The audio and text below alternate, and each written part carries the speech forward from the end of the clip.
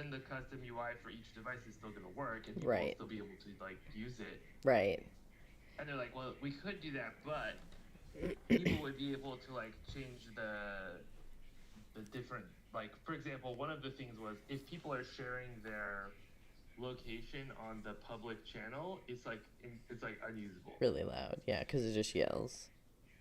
It's like, okay, but you turn that off and they can see Yeah. it, right? Right. It's like, yeah, but they can turn it back on. It's like, okay, well, they can do that And anyway, right? yeah. Like, Oh, they wanted to like disable it so that people could not turn it on. yeah, I think they did that with oh, I mean, because Meshtastic was really big at Black Hat this year, and also at the security one that's big.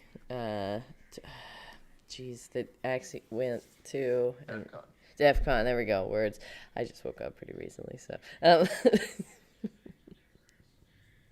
But yeah, no, it was really big at DEF CON, and I remember the firmware had people with no like it was configured properly, in true security form. So it was good. Yeah, Yeah. Yeah, I guess yeah, that's like the key to doing a Meshtastic deployment is just have a firmware that's configured correctly rather than counting on everyone to configure it correctly. But like, but you can also do that with a QR code. yeah, Because you can import configuration without replacing the ROM, and then you still have the UI that's device specific, and you don't have to like build the firmware for every device, which they didn't do.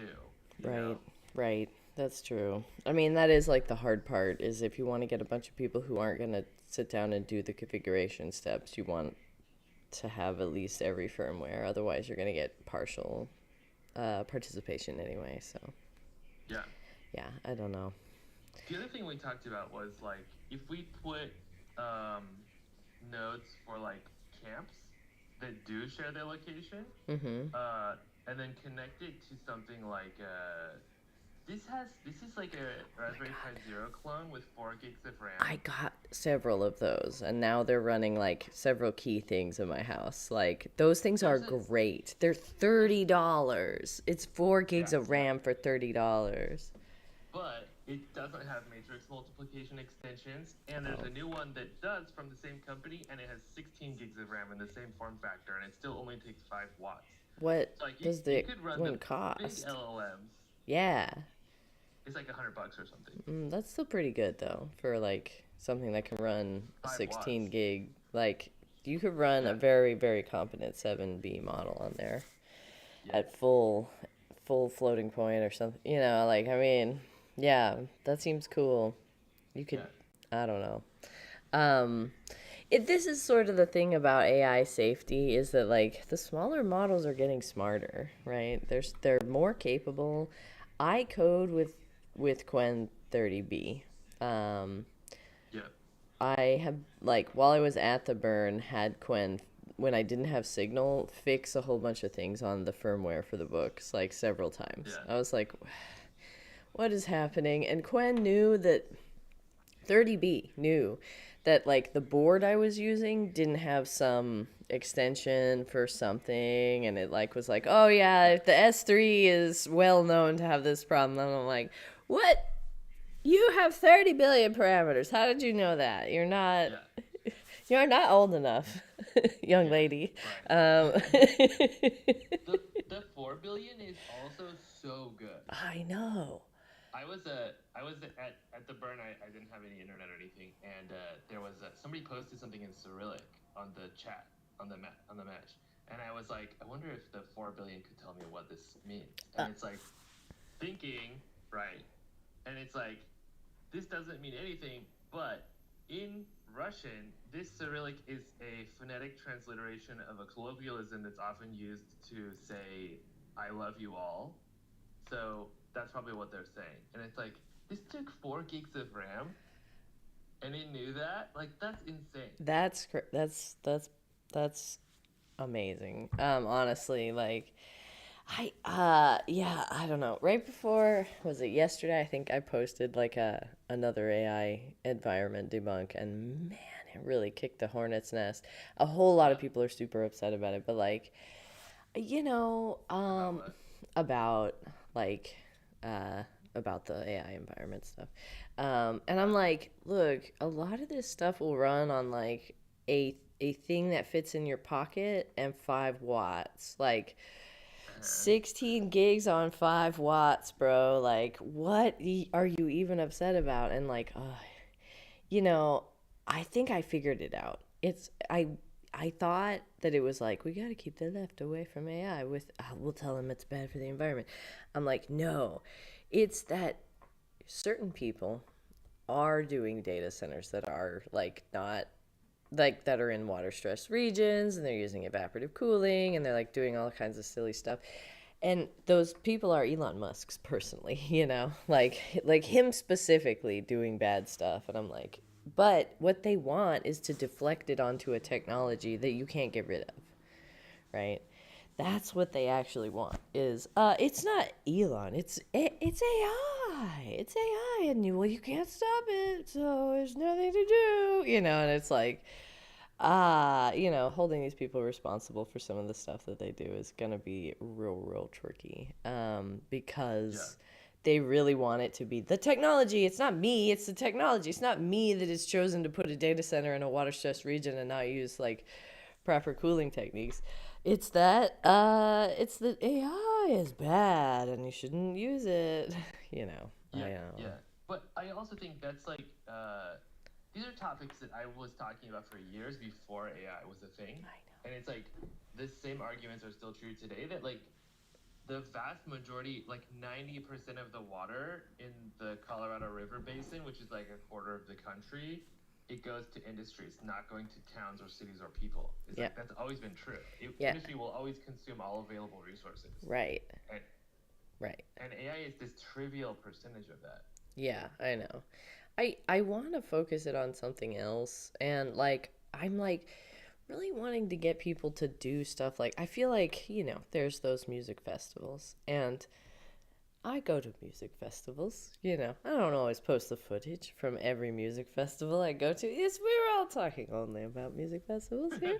And so, you know, but I don't, you know, especially because I don't bring my phone with me, when I go to a music festival, because you're supposed to be disconnected at a music festival. And like, you know, I want people to use drones. This is such a big deal. Like you get great visibility, you get great pictures of the party. You can also see who's coming, where, and then you can alert the people around you. Oh, hey, people converging on us from 5 directions. We better go in the sixth. And I feel like there's a lot of kettling happening at music festivals. There's a lot of like people, and then people going being gone after the music festival is over for doing stuff like reporting on the music festival, Or having a talking about drone. it, right, exactly. And so or being a veteran at a music festival is apparently also not good, not allowed. And so Yeah. like I'm like, people learn to use drones, and that, like, these models will talk you through the process of, you want to put a Raspberry Pi on a drone and get it to like follow your group around and get pictures of just y'all for the music festival. The drone doesn't have to, like, it doesn't have to be, you don't have to have your phone with this stuff, right? But you can do a lot with a Raspberry Pi nowadays. Like you can run a facial recognition algorithm, or you can run like, some sort of recognize this shape in an image and follow it. With your, like, that's a thing that drones are actually very good at, and there's like so many solved ones. And I played with Quinn, and I was like, how much do you know about how to build drones? Oh, everything. Oh, you know everything about. Oh, you know how to design drones. Okay. How come you know how to design drones? Oh, wait, you were from Alibaba. Oh, no, what data is in there? What data went into a thing that Alibaba built, right? Like, and it's, It's a lot of technical data. It's a lot of technical stuff. It's just read a whole lot of scientific papers and like engineering specs and like also a bunch of descriptions of products, right? And like what they're used for. And so it's got a lot of that data. And I'm like, these are super useful things, especially for people who wanna capture what's happening at music festivals, and also just keep an eye on your friends. Yeah. Keep an eye on your friends' safety, and that's You know very what? possible. And you know what's really interesting is like there are a ton of like the software which so like I didn't know this until recently, but the software that runs on drones, on robots and stuff is all open source, and Yeah, it's all like designed to work with the tiny kind of ways that processors, we're talking about, like with right? using like agentic AI, using like message passing for instructions and like automatically coming back or whatever, or like going to a Mm-hmm. specific place until the battery's low and then coming back, another Mm-hmm. one comes in. Like Yeah. this stuff is all open source and it's all designed to run on the same hardware that we've been using for all of these projects, these like ESP32s and Yeah. Exactly. I mean, yeah, the art projects that I like work on, they're all pretty. Like, I have to lean on my projects knowledge working on other things. But I use a lot of what I learn with these art projects to do other kinds of projects for music festivals. And so, and like it feeds into my security work and it feeds into my activism and all that kind of stuff. And it's because I got to play with, ESP32s and try to get like a bunch of books to talk to each other and then that kind of stuff. Um, so, I don't know. yeah. I'm sad that I didn't get to see it. I know. Did you see the There was a line of brides, a literal line of brides waiting in line to get married at the library. Like, so many people had a great time. That's Uh, wild. yeah, I'm thrilled. I'm like, really? Like, there's a bunch of people who are gonna tell their whole cute story, and then I'm gonna be a part of it. That's the It looked best. very cute I on the know. pictures. It was cute. It was like, I know. I don't know. Sometimes I just got to do a weird thing, though. I've learned that if my body's like, do this weird thing, I'm like, okay, I'll do it. Don't get mad at me. Don't become dissatisfied. I don't know. Creatively, I'm sorry. I'll let you do what you want. I don't know. There's some muse, and I have to appease Uh, it. And it was like, build a library in the desert, and I was like, okay. yeah. That's art. I don't know. I can't explain it. It's art. I met someone who was like very upset about the library because they said some of the books were like cut, Were cut? like in half, like to fit on the shelves or Oh something. yeah, the books were cut in half to fit on the shelves. It was like the transport, like we would have had to use a lot more fuel. It was actually kind of a like environmental crisis to have to bring the whole thing. We were gonna literally bring just the faceplates of the books, but then we were Oh, like, no, that won't look like a library.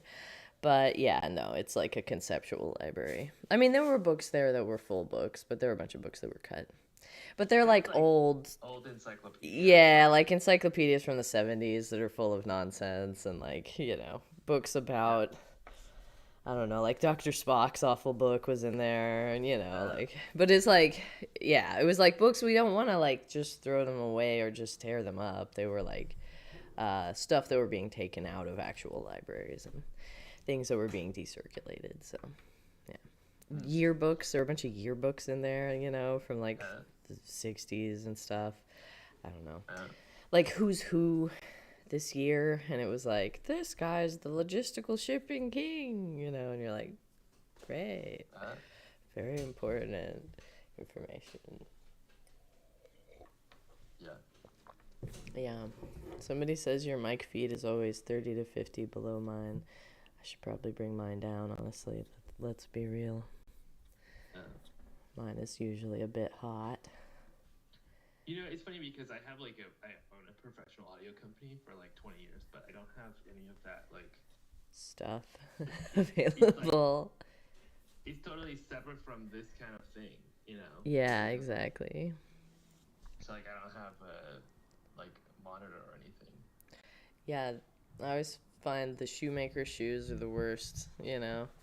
Like, Mm-hmm. half the time my computer doesn't work, or there's something like deeply, deeply wrong with it, and I'm like, I don't even know how to fix it. It's something deep in the kernel that I've like changed for some reason. Maybe it was Claude, I don't know.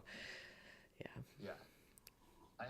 I came back from the burn to find that my main NAS uh like system volume was corrupted. No, that's the worst. Did you have it But rated? the yeah, the data is all there. Okay, good.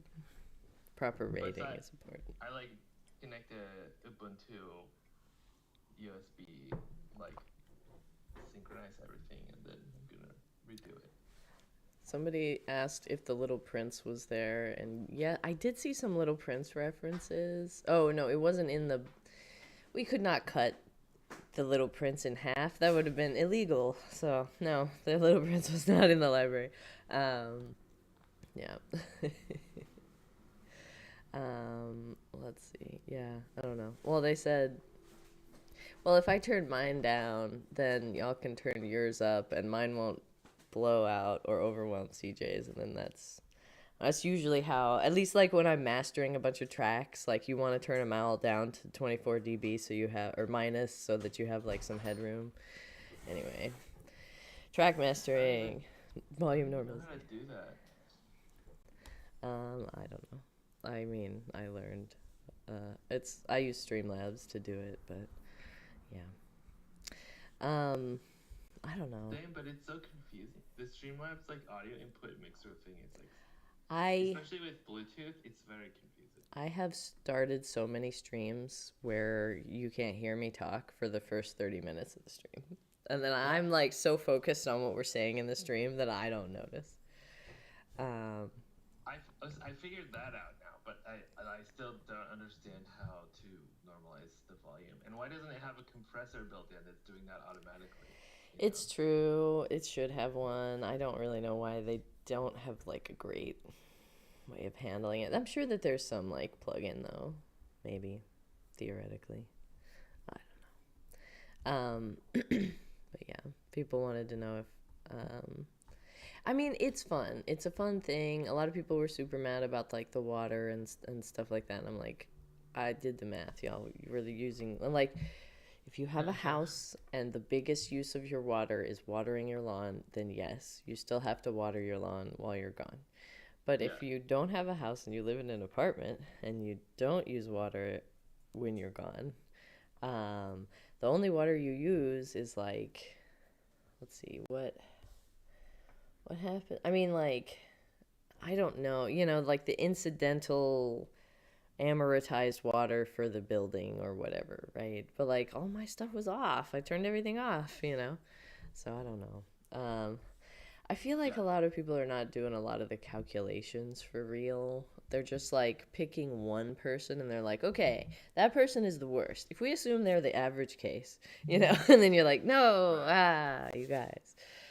Motivated reasoning, Yeah, it's for a sure. lot of, I don't know. I mean, like, I'm motivated to figure out is this thing bad or not, but like, I don't know.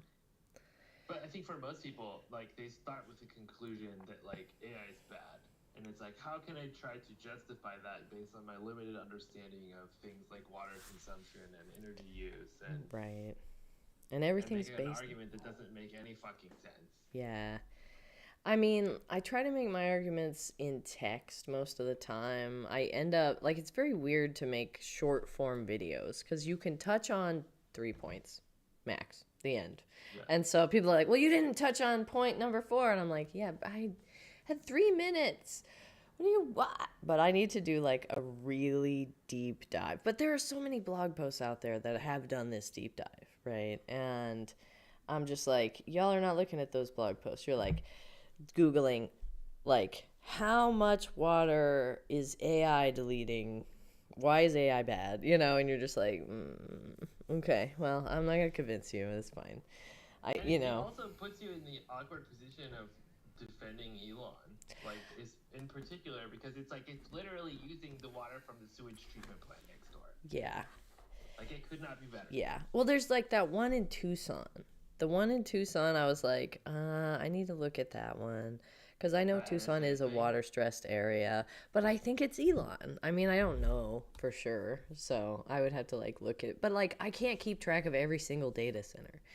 That's sort of the problem. Like, you can always come up with some people somewhere doing something bad, but that doesn't mean the industry is bad or like that the So technology and everyone who touches it is bad. And the new when we, one, huh? the under planning one in Tucson, Is it? it was unanimously defeated in the city council. Great. That's why we have city councils. Heck yes, local politics. Way to go. Actual Yeah. public servants doing their real jobs. Yeah, but Um, Tucson is probably not a good place to do that. yeah, exactly. Do it in Portland where it rains every day. Yeah, like, you know, exactly, exactly. And yeah, people are like, I don't know. There were just so many people upset about it. It's just like it was bad in 23. Like there was a major increase in 23 after it came out in November of 2022. Like when ChatGPT dropped, everyone was like, "Whoa!" And then they started using it for a year. Suddenly, all data center stuff went up, and then everyone was like, "It's gonna go up forever," and like it didn't. It went boop, and it like But reached a new plateau generally. yeah, and it was never more than 2% of global energy consumption, Right? Like what? or more than 4% in the U.S. What? I mean, you've done a lot of this research recently. Like, what do we direct people towards for their environmental ire? Like, what is a more Yeah, if you productive? actually care about energy use, most of it, like the majority of energy use, is air conditioning and heating. Like just for electricity, most Mm-hmm. most electricity use is air conditioning. Yeah. If you care about water use, most water, like 55%, is alfalfa. That's not even useful. We Yeah. feed it to horses in Saudi Arabia. Yeah. Like We in, export a lot of it. yeah, industry. It is just a fact that industry will always consume all available resources. Right. Right. If some resources are left available, like if we just were like, okay, well, we're banning alfalfa because it's not a human product, food product, and we feed other things to animals, so we're banning alfalfa. Cool. Now that water's available and that land's available, they're going to grow something else on it. And they're going to Yeah, try to consume as much water as they can because they have the land. If you were like, it's banned and now we're not doing it, the land would still be there. And someone would go, well, we've got to grow something because that's my job and how I eat and pay my bills. You it's know? not even that. It's not even that they're gonna try to consume it. It's that they will always consume all of it Yeah. Yeah. because they have a right to it. They have permits. They have these water rights. Right. They will always use all of it, or they're just throwing it away. Like Right. this is their income. They're always going to use all of it. Yeah. And it's like, you can look up groups that are doing responsible stewardship and you can buy from them. Um, but you can also, like, think about the amortized cost of stuff. Like, I'm always like, hey, download an AI and run it on your computer. And they're like, well, that doesn't negate what it was used to train the thing. And I'm like, yeah, but that's already over.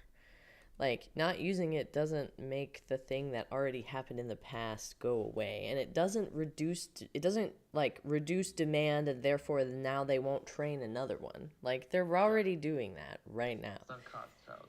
Yeah. So it's like, you can't, like, if you download it and run it locally, they don't get to know that that happened. And that's like the point also of running Yeah, it locally is nobody knows what you asked, you know. yeah. Also, so the Quinn 3 4 billion that will run on like literally any phone, any computer, any device can run this.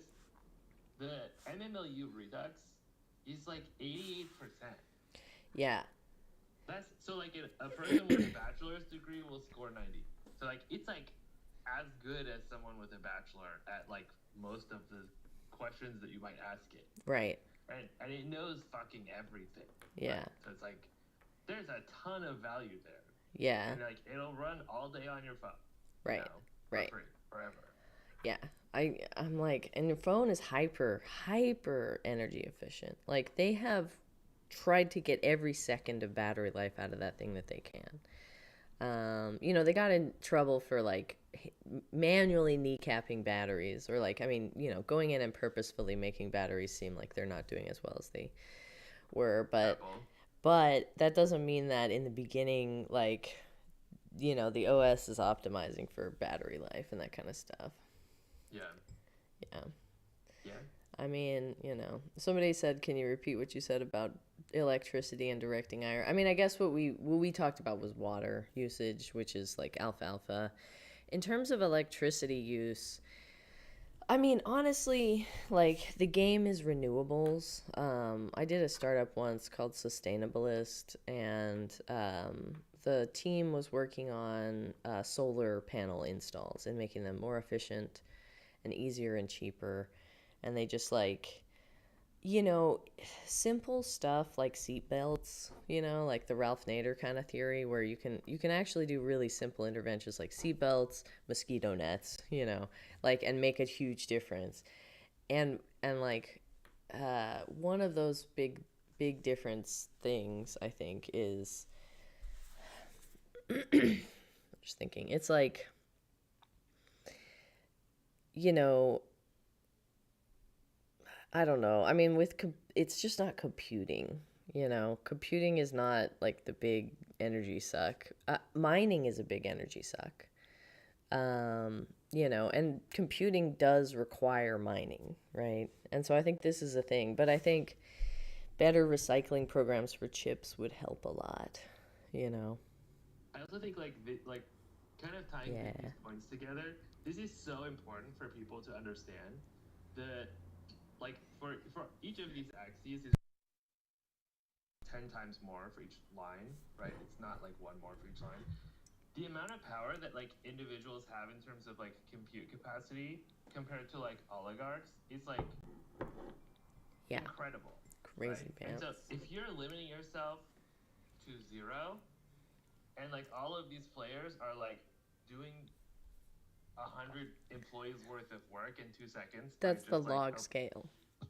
yeah, like you're fucked Yeah. forever Yeah. if you're not learning how to like leverage the limited resources that you have to accomplish 1,000 times more than you were yesterday, right? Well, and it's stuff like going to the Tucson local government meetings, city council meetings, whatever it is, and making your voice heard is so much more impactful than like just. I mean, like complaining about the concept of AI and displacing the blame from Elon Musk. Like that example, that thing that you showed, like how much compute is owned by who? Elon Musk personally is the top owner of compute, like as a human, as one guy. And when we say, oh, it's AI, you're letting Elon Musk off the hook. Like we're deflecting blame, and that's exactly what they want, you know? Yeah. And People used to say data is the new oil, yeah. and I think we're like levels beyond that now, Oh, right? yeah. Like it's not data; it's like the ability to use it to do things, and that takes an army of highly educated people or any of these free large language models Right, exactly. that know more than any of those highly educated people did. Yeah. My main complaint about AI is just that, like, yeah, Elon Musk owns all this stuff, and now he can use it to surveil people and analyze them, right? And I think that that's kind of starting to be a problem. Is that, like, certain keywords are just being watched by groups who, um, you know, want to do bad things usually, suppress some people, seize their land, colonize, that kind of stuff. And so, if you don't want the colonizers to get away with their colonizing, like, don't deflect blame onto nebulous concepts, right? Like, nebulous concepts are not responsible for things. People do actions. And now language models do actions, so we should keep an eye on that as well. But, like, people are the ones doing actions, right? Like, I mean, people talk about, like, the CO2 that happens from cows, right? And, like, sure, it's the cows are farting. They're the ones doing the farting. But, like, people bred all the cows and spread and put them into like K-fows and gave them food that Yeah, tends to make them fart more and like stuff like that, right? Like those are specific people doing making those choices they're because not they're even a cheaper. natural species that evolved or ever existed in nature. Right. Like You know, yeah. like we created that. Yeah. Yeah, we made them way less. I mean, and all groups did that. You know, like the buffalo had way big horns. They basically were longhorns, you know. And they could defend themselves and were scary. And like native people, we had like a big river of buffalo with kind of tiny horns, right? And like they were big and meaty, and that happened over time. Like everybody did animal husbandry, but there's letting a bunch of them run free on a very large grassland that everyone communally maintains. And then there's like having a bunch of fenced off area where you ship in corn using a truck and you make cows stand in the mud in no shade for two horrible short lives, like the Kaushowitz situation, versus like a river of buffalo that runs through the entire continent. Like, they're just different things and they caused different, like, impacts, right? And Um, that's why America killed them all. yeah, exactly. Because it was Because they like, want you to have to rent and go get a job and yeah. And they don't want you to have a bunch of infinite free food. Um, yeah. I I spent mean, a lot of I spent a lot of time with the Paiutes during this burn. oh, yeah? We so like my former camp hosts them at the playa. Uh huh. So like the spiritual elder of the Paiutes brought teepee and Mm hmm. was staying in the teepee for the whole burn. And I Those are was freaking. I was there when the big storm hit Mm and we hmm. had like the 65 70 mile an hour wind gusts and I was in this big metal structure that's like the 1600 square foot orgy.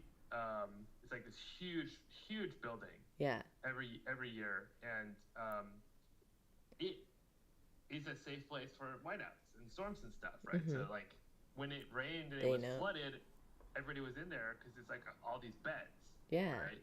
So it's like you could come stand there and like be dry. Yeah. So I went in there on Saturday to like wait out the big storm, and it's designed for like 30 35 mile an hour winds, right? So Mm but hmm. it's like 70. Yeah. And so we're all in there and it's just like rip. The whole fucking building exploded. Like the roof came off, the walls came off, and we're just like there's like metal flying, right? And then the teepee is just like fine. Yeah. It's like I'm good. Yeah. And it reminded me that when I was in Missouri we like survived a tornado in one, you Yeah. know? Yeah. Yes. And I was saying this to the spiritual elder. He's like, yeah, it goes around. Yeah. It just goes around. Yeah, it's built for the wind. Yeah, teepees were not what everyone did. They were Plains Indians things because of the wind, because of tornadoes. Yeah. A lot of people used like the adobe houses where you don't have tornadoes and earthquakes, Like, I mean, everybody figured out the house thing locally. And then we had the Europeans come over and they were like, bricks are good. And we were like, it's so I know, yeah, totally, but like, listen. And they were like, no, no, bricks, you don't understand. You're all savages and you use these weird things. And we're like, all right, build the thing with the bricks. How's that going for y'all? Is it working? It's not working? Okay, well, we got these. Right. Yeah. And that's why, like, with all of these land projects that we do, we always have the local indigenous groups Yeah, they know what's up. leading, yeah, leading the plan, and especially like That's building great. types and like, like where should we put the buildings, right? And like, Yeah. Where to put them? don't What put it on kind the. of building? There's a clearing on the hilltop, and there's a reason there's a clearing on the hilltop, and you shouldn't build things there. You know, Yeah. it's like, You're like, okay. And like the word sacred, I don't know, like it makes white people listen, right? I feel though a lot of times it's like a shortcut to just to get like folks to listen, because it's usually for like a structural or engineering reason or something like that, right? And I don't know, like you know, I mean, the thing about like land management and the land, everyone's like, well, this is sacred land. You know what? It's all sacred. All land is sacred. All of it. Like literally all of it. It's all got purpose. It's all got like its own little way that it is. And like there's a reason why nature has made this clearing here. It's because it always gets hit by lightning or some stuff like that, you know. Um, and I think, you know, when we use the word sacred, it like is trying to cue you to slow down and think of things on like a longer time scale, you know? Like that's what it sort of means as a symbol in my experience, you know, like um, working with native folks and listening about it and hearing the stories. I actually haven't gone on live on TikTok, so I'm going to pull up TikTok. Oh. So I that. changed my screen name on TikTok to say where we are. Oh, yeah? Yeah. Nice. To say where we are? The name of this other place where we are. Oh, yeah. Yeah. Yeah. I'm surprised they let you put that in your screen name. I know. You can't say it. I know. You can't say the words of other locations, other programs that live on your phone, you know. There's different color ones, red, purple, you know. So, but yeah, we don't talk about them here. Yeah, I don't know. I mean, it's Are you in everywhere. much of the purple place? I'm not doing the purple place. I found, I don't know, like on the red place and on the purple place, they don't seem to like me. I don't know what it is, but they like me on the pink one that used to just be photos. That's run by Meta. You know, so yeah. That one is the thing. I don't know. Are you getting? I just so like I've had like recruiters from all of these different places reach out to me. I mean, it's entirely possible that they have sent me an email, but that would mean that they have failed to get in touch with me. So Yeah, but like even like I don't know if I'm allowed to say. Even Facebook is like, please come back and start posting things, and we will pay you. And I'm like, no, like yeah, it's not been a great experience on that one. You yeah, know, most of the time the people who get into my comments are not like, you know, like I'm a very big fan of critical thinking, right? And like and rhetoric, and like, you know, I did debate in high school. I don't know if that's like obvious about me at all, but I definitely did debate. And like, you know, I'm happy to sort of have a real conversation with people who want to like refute the central point, not just attack my credibility and character, or just say nope, lol. I mean, you know, but there's a lot of that like dismissiveness. It's a bunch of, it's weirdly still a lot of kids, you know, but there's also or adult children. yeah, there's also a lot of people in their like 50s on there that are like um, hard to have a reasonable conversation with. And then there's a bunch of like, I like to call them mind expanding grandmas because they're like literally grandmas and they've got some time on their hands and they're just like on the reels and they're like, you know, just like they're growing their mind and they're like learning new things every day, and I get to meet with them and they're like, they're pretty cool and fun. That's like my Really? favorite. That's why I'm on Instagram, is the mind expanding grandmas. Like that's my main, that's the reason I am still happy there. There's like mean youngsters and that's fine, I guess, or whatever, but like the mind Yeah. expanding grandmas are my favorite. My experience with like boomers who are trying to be like interested in current events and stuff has generally been this. At some point, there's this like weird solipsistic foundation to whatever they're saying, and it beyond that, it's just like Reaganism all the way down. Yeah, yeah, they grew And up it's like, under it and it's like a, oh, what is it? Stockholm syndrome. It's like a Stockholm syndrome for Reaganism. They're like, well, but, and like, okay, like there might be two or three examples where like trickling down kind of happens, but it's like, like what? only in fashion, kind of, pretty Uh, much. It's like fashion and what else? Fashion and food trends. When the uh, wealthy start doing a thing with fashion, then like it you buy becomes a chocolate. thing. Yeah. And then I'm like not sure that counts. I'm not sure that's the same thing. it's like that's what you can observe, right? That's like one of those Yeah. things that it feels like. And so that's Right. what creates that hallucination that like anything else actually works that way.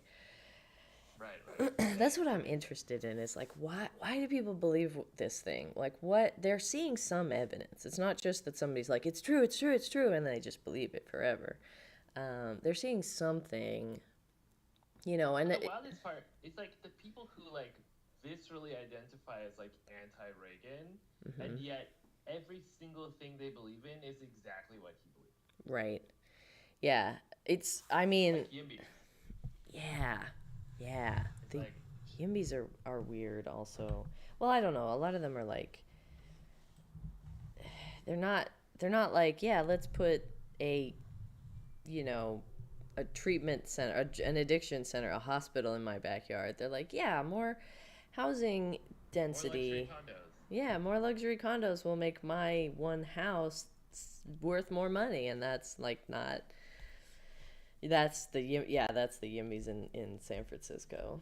It used to Yeah. mean I support building public services even if it compromises my house's value. That's Have you seen literally what the Yimby used to mean. Have you seen the Fimbies? No, what is that? Public housing in my backyard. Oh, that's That's cool. I like that one. Public That's kind housing of next cool. to me. Yeah. Public housing where I can get to it and give it a hug. Yeah, like In public. undergrad, in urban planning, there was this word that I'm kind of surprised it hasn't caught on, but banana, which is build absolutely nothing anywhere near anything. Banana. It's like one of my favorites. Build absolutely nothing near anything. It's true. Like Yeah. no one's gonna be happy that you built a thing near them. No one ever. What? You built a what?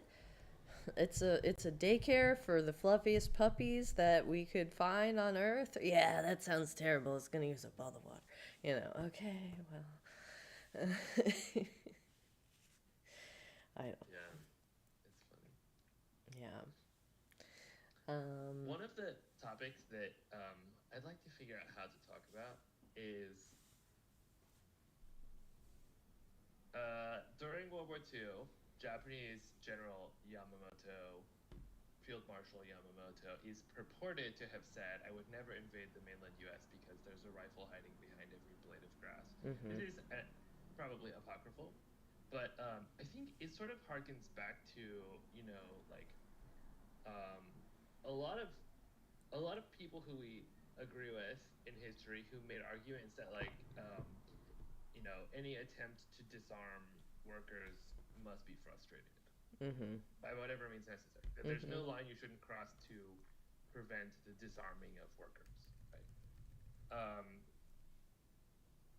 And it strikes me that today, like, it's also always true that everyone tries to fight the last war instead of the current one, right? Like, we have all these aircraft carriers, like that's helpful. Like we're fighting the Japanese Navy today, right? Yeah. And it's just like not helpful anymore. But Right. we spend so much money on 30 cities that are floating around with aircraft, Yeah. and it's the same thing with the kinds of defensive tools that nobody has muskets today, right? But the idea that like those are the tools that are necessary to protect communities today, I think is something we need to think more about Yeah. when we look at like you know what's happening in Ukraine and the way that they've been able to leverage flying robots Mhm. to do all sorts of important things, Mhm. not just offensively, right? Like all sorts of important things. Right. And then imagining the ways that those things can also be useful for like agriculture and like why is Amazon the only one that gets to use UAVs to like send packages to people, Right. right? Like Right. why can't I do that? Like, why Right. can't I need to send something to my brother's house. Why can't I like just send it? Like, why Mm-hmm. do I need to like rent that service from someone else's drone? Yeah. You know, and there's a lot of these things where it's like, why are we like letting people rent that to us when we could just do it? You Yeah. know? I mean, yeah, it's a lot of effort, but there's a lot of people out there who would rather turn their efforts to something more useful and impactful directly. Um, And I mean, I think we saw a lot of that with the Meshtastic update, like uptake. Like a lot of people picked up Meshtastic nodes and they run them now, right? And there's like much better coverage in a whole lot of cities. Seattle is fully blanketed and thorough. Yeah. Like, Wow. yeah, Seattle's totally like tip to tail, like covered all the way to the border, right? And we got folks covering a lot of the islands as well. Um, That's great. yeah, and like Seattle's very covered with Meshtastic. SF is still doing okay, but like the North Bay and the South Bay aren't connected, which is feels like a missed opportunity. But yeah, I think that a lot of folks are ready and willing to do some stuff, and it a drone charging pad would be helpful to have in your backyard if you got a backyard. You know, if you put it with a network of people who like you trusted to use that power well. And it's not going to be a lot of power. It's like a cell phone charge. Would you give your neighbor a cell phone charge? Probably. Yeah. Right. And so, you And a know, lot of that is the same infrastructure we already have to be building in order to support Meshtastic nodes and support like running AI and all these other things that we want to do, with like a little solar panel. yeah, It can also do robotics. yeah, yeah. I mean, yeah, exactly. Those like orange pies, like they can do a lot of great stuff. And you can put real time operating systems on them. Like you can put ROS on those pies and they'll run. They're not as shielded as a PCB, but PCBs are cheap as well. And so you can use them as consumer grade PCBs, right? As long as you shield them properly and you'll be fine. I bought several of the like $20-$30 uh, quadcopters on AliExpress Oh, yeah. to test out, Yeah. and it's cool because it's just like a PCB that's like the shape of like there's not more to it than that. It's just a Right. circuit board with that you attach motors to, Mm hmm. and it's got the ESP32, same as any LoRa node, and it's like that's it. There's not more to it, and so you can like, how much can you do with that, right? Right. Right. I saw somebody on YouTube because I've just been reading about drones lately, and I saw somebody on YouTube who literally takes AirPods apart, old ones, um, and uses those because there's like this RISC-V, I think it is, architecture, and it's a really tiny processor, but they put them in headphones to do spatial audio and like noise cancellation, and it's actually doing a lot of work. Um, but the kind of calculations that you need to do for spatial audio and noise cancellation are very similar to the kinds of calculations you need to do to keep the motors running so that it's level, or like to move it around in certain ways, because like spin this motor faster than this other motor because the wind is buffeting us and I can feel that the gyroscope has us tilted, is like the actual operation that you need to do is like offsetting, you know, and adaptive offsetting. It's kind of Yeah, the same type of and that's calculation. also like a yeah, and that's also like a really good TensorFlow Lite or like any of these like um, like edge artificial intelligence frameworks are great for that kind of problem. Yeah, yeah, exactly. And those will all run on, any of these Tiny, microcontrollers too. tiny chips. Yeah, yeah, because it's not new AI. It's not like language models are the ones flying these drones, right? They can talk you through building one. They can talk you through configuring it for your purposes. Um, but they don't. And they can drive. they can drive. They can decide when to send a drone. They can look at a map and go, oh, I see drones 3 and 4 are down. We should send 2 to back up, or whatever. Yeah. Um, The thing that I think is like really exciting too is if you have these like small, like you mentioned the Orange Pi, right, where it's like this tiny device that takes like zero power and it can run any of these large language models. A lot of these ones that will run on there are intermodal, and mm-hmm. so you can have it looking at a camera and making decisions in real time about like what's going on. Like we're trying to land, like here's the set, like look at this like raw JPEG and like give me like the exact target of where I need to land. And it's like, Mm-hmm. okay, here you go. Right? Yeah. And that's so much easier than building like convolutional nets that try to do that. Or I think like there's a lot of like really interesting edge case opportunities where you can use intermodal large language models on the device to give Mm-hmm. it like a lot of abilities that they've never had before, like pretty easily, I think. Yeah. As a person who cannot relax, I built stages a lot this summer as like my like vacation. I like went to a bunch of music festivals, built the main stage in a lot of cases. And I found like one of the biggest uses of people's energy and time is, oh, I forgot this one tool and it's at site A and I'm at site B. 20-minute walk away, maybe 15, whatever. And so I got to do 15 and then I got to do 15 back to pick up the tool that I forgot at site A. And like if you could just have drones that could carry one tool, that would save literally hours of crew time at every Yeah. single site, you know? Yeah.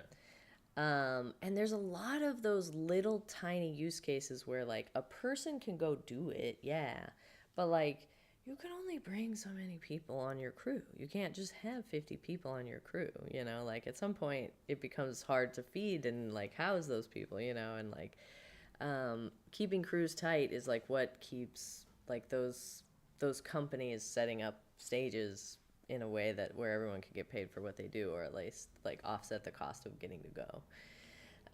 And so, like, I mean, if you've ever done a crew thing, like, that your first job is fetch quest, right? And so, like, you just get sent on infinite fetch quests, right? And I feel like it's a good way to get in, but it's like not, you don't learn anything doing that. You learn stuff when you're like climbing up on a truss and you're like screwing together a weird clamp that you've never seen before in your life. Like, that's when you're really learning stuff. And I feel like a lot of the like boring tasks, if we can automate them, it just makes it easier for smaller groups of people to do more things, Yeah. like, and I'm wanting to, I generalize that out to the wider music festival community and like what do we need at different locations? Is eyes in the air going to be helpful? Like with those micro drones, for A lot of sure. fans. Yeah. A lot of fans in the air pointed in the same Mm-hmm. direction. A lot of fans in the air pointed in the same direction is pretty cool, helpful. But also, yeah, like, I mean, if you can't bring a phone to these things or your phone doesn't work, having a thing that can stream back to a site that then can upload video is really, really helpful for the group. And then the person who's like controlling that drone, um, like you can have a drone that's controlled by a person, it's remote, but then if you hit it with like certain microwave radiation or whatever, it just falls out of the sky, right? But then there's the autonomous drones, which can fly themselves and like, oh, I've lost connection with the tower, I'll head back, And Yeah. those are all like it's no more expensive to train one that can respond to real-time commands than it is to set one up that's able to autonomously get somewhere and then autonomously come back, right? Like it's Right. actually the same hardware. You don't have to buy a special different drone for that. Yeah. And And so it's also, very we already doable. have this project in the nonprofit of doing Faraday shielding and like Mm-hmm. understanding how to apply that to problems like the library protecting if there was something happen or whatever. Yeah. So like they have all these drones that are like inside of objects, and like in there it's a drone and the object is it's like the Death Star, right? But Mm-hmm. it's like a mesh that's printed with the Death Star, and then inside is a drone, right? And if you have a Interesting. mesh like that, and it's made of the right material, like that's a Faraday cage. microwaves cannot affect it, right? Yeah. Like even that problem is like, uh, Solvable yeah, with some yeah, like with some help from some crew that know about how to build. I don't know how to build shielding, as it turns out. We were, we made these books and we painted them with like conductive paint on the front, and so you could touch them and then they would start talking to you, right? And they worked uh, at home and they worked in the car, and then when we got to site, they worked at camp, and then we put them in the dirt. They worked there, so it wasn't the dust, and they would work next to the library. But as soon as we put them on the shelves, they wouldn't work. They would turn on, and then they would never get triggered again. And we had this like adaptive touch capacitive thing so that like it could respond to different states of humidity rather than manually setting a threshold and that kind of stuff. But like we uh, could not get them to like work, and it was because the cables were not shielded inside the library. Like literally just unshielded cables. And we didn't have like there wasn't a way really to test it because you couldn't build the whole library where we had to build it. We just built each little section and then we like assembled it fully on site. And we did it like and it was, I don't know if it was like the lights were unshielded cables and the cables we were using were fine because they were the same cables we were using at home. But it's like little stuff like that where on site is different than in the build process. Every time it's like that. And you try for dev prod parity. Like that's like the biggest thing in deploying to anything. But it's really hard to actually do. And so it's like super important that on site you kind of have some experts that can help you debug this thing. And honestly, I straight up wouldn't have been able to do it without Quen and Claude when I had Signal. yeah, Yeah. yeah.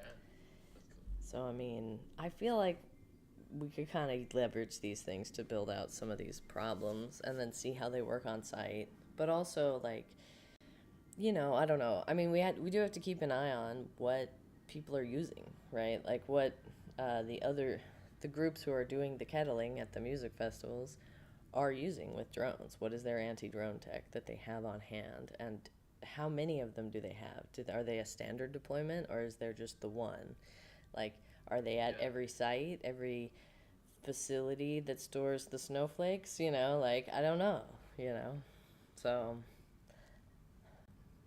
Oh, yeah. Well, I think one thing is like these are not the smartest people, right? Like the right, smart people have largely left, right? So it's not right, like there's a lot of thinking going on. It's not like they have like competent experts. right. So There's so many people who I like resign because they don't want to be part of it. yeah, yeah. So I think the street will always be smarter than the corpos. Yeah, This is like sort of fundamental. a lot of So people are. I think I've fully turned over on people who joined last time on Instagram. I got somebody who's like, "Why Burning Man? When I think of elitism and tech bro, I think of Burning Man." Like, just because some people you don't like a thing doesn't mean that everybody who likes that thing is the people you don't like. I don't. I don't know. That's when we take a large group of people and we paint them all with a broad brush. You're usually wrong. Just speaking as somebody who does data science. Sorry, big group. Try to say one thing about them, you're wrong. Um, like, yeah, there's tech yeah, bros that go there, and there's like the elite jerks, and there's people who do this thing called turnkey camps where they pay a person to come set their camp up and they show up for like Thursday, Friday, Saturday, and then they leave. Nobody likes those people.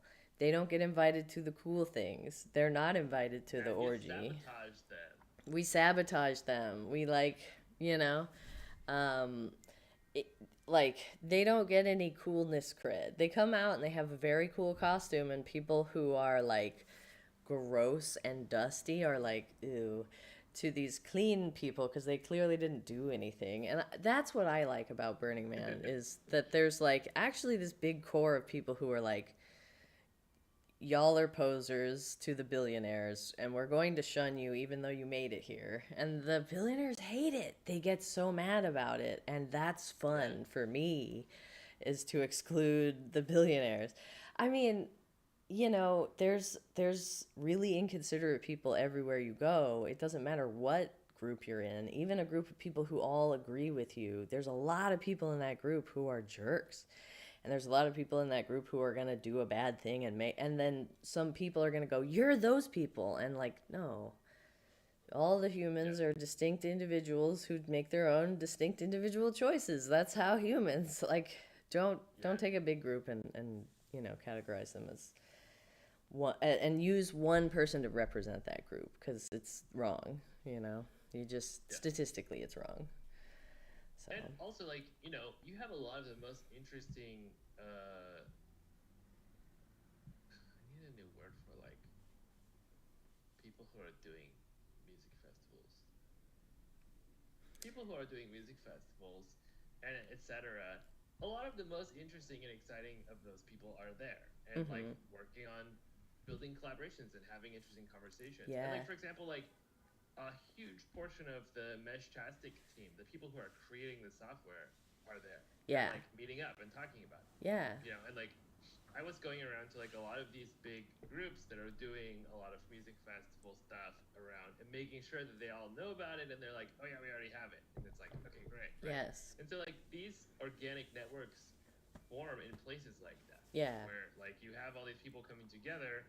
There is like Yuval Harari has this really great line that like Hitler was no more or less European than Churchill because the conflict between the two of them is what it meant to be European at that point Yeah. in history.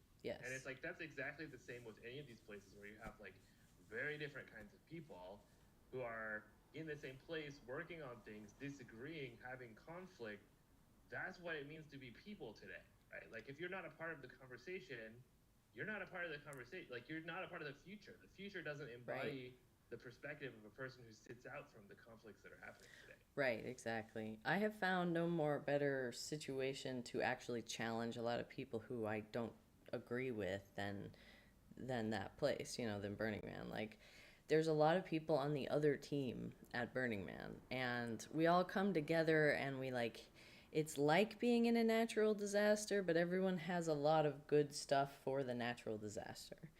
It's Yeah, like and then you kind of have to make friends, right? Like cuz the you are all sharing and it's you're less able to be totally separated.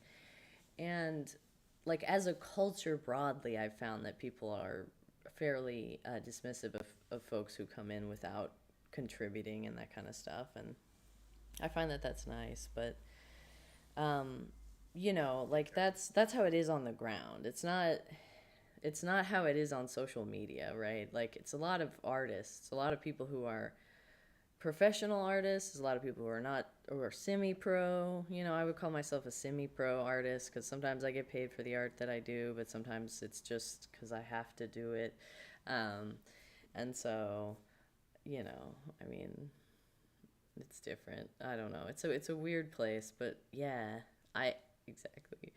I gotta read that one. That one's another good one. Ah man, you've read way more William Gibson than I have. I've read Um, everything. yeah, it's good. Good stuff. Um, I don't know. Somehow became like some guy was like Burning Man somehow became a spectator event, the precise antithesis of its original inception. Like I don't know, man. I'm sure that there is a bunch of spectation, and I actually posted for Burning Man, which I've never done. I've never like posted pictures from Burning Man. That always seemed like it was a thing, but I I don't know. I like the people who are in my audience. I wanted to bring them along.